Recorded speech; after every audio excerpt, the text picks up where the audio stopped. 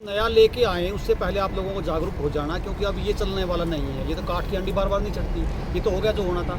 अब कुछ ये नया लेके आएंगे, कुछ नया वेरिएंट लेके आएंगे, तो कुछ नए नाम की बीमारी लेके आएंगे, उसके नाम पे फिर आपको सारे काम वही करने पड़ेंगे उस बीमारी। वो तो करेंगे, लेकिन आप जो है लोगों को जागरूक कर रहे हैं, तो इसके लिए आपने एक संस्था बनाई है, तो उस संस्था में आप क्या करेंगे उसके बारे में? हमने मोर्चा बनाया है, वो अभी जो है वो 21 जो संगठन उनका मोर्चा बनाया है, वो 27 तारीख को उसमें लगभग 11 महिलाओं को शामिल किया जाएगा और 4-5 लोग 4-5 मतलब संगठनों को और शामिल किया जाएगा।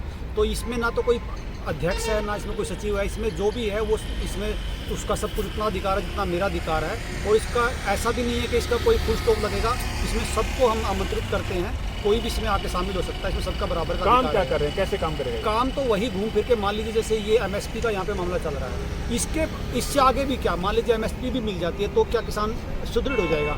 आप जब तक बीजों पे नहीं जाओगे, आप जब तक ऑर्गेनिक बीज पे नहीं जाओगे, जब तक आप गाय आधारित खेती नहीं करोगे, तब तक आपका रास्ता नहीं निकलने वाला। मेरा कहने का मतलब है कि सिर्फ जागरूक करने तक ही रहेंगे या कुछ फिजिकल एक्टिविटीज भी करेंगे? नहीं, फिजिकल एक्टिविटी तो कर रहे हैं ना। मान लीजिए किसी को आपने ऑर्गेनिक खेती करवानी, तो फिजिकल एक्टिविटी तो है वो। मान लीजिए आपको किसी को बुखार से बचाना है, किसी को उस घर पे चिकित्सक अपने आप उसको बढ़ाना, तो गांव में जाकर फिजिकल एक्टिविटी करनी पड़ेगी। उनको ट्रेनिंग कैसे देनी है, उनको न्यूज़ कैसे पढ़नी है, जैसे डॉक्टर साहब बता रहे हैं, तो सारी फिजिकल एक्टिविटी में आती है, सारी टोटल फिजिकल एक्टिविटी देंगे। तो उसमें आप सहयोग के लिए भी कोई प्रावधान रखेंगे या कहीं पे खुद भी कहीं पे शामिल होंगे या कुछ लोगों को अभी प्रोजेक्ट के लिए कहीं पे हेल्प गाँव में जाके लोगों का पूछ रहे हैं, उनसे संपर्क कर रहे हैं। अब जैसे 100 लोग लगभग तैयार हैं, तो पहला बैच 2 दिन की ट्रेनिंग की रहेगी, किस तरह को समाज में काम करना है, किस तरह को खेती करनी है, किस तरह उनको अपना धंधा करना है, किसको क्या रोजगार करना है, वो पूरा एक पूरा प्रोजेक्ट पे हम काम कर रहे हैं और सारा फिजिकली है, सिर्फ बातों का कुछ नहीं। तो आप जो बात कर रहे हैं, काम कर रहे हैं, उसमें जो ये एग्जिस्टिंग पॉलिटिकल सिस्टम है, इस पे कैसे चोट लगेगी?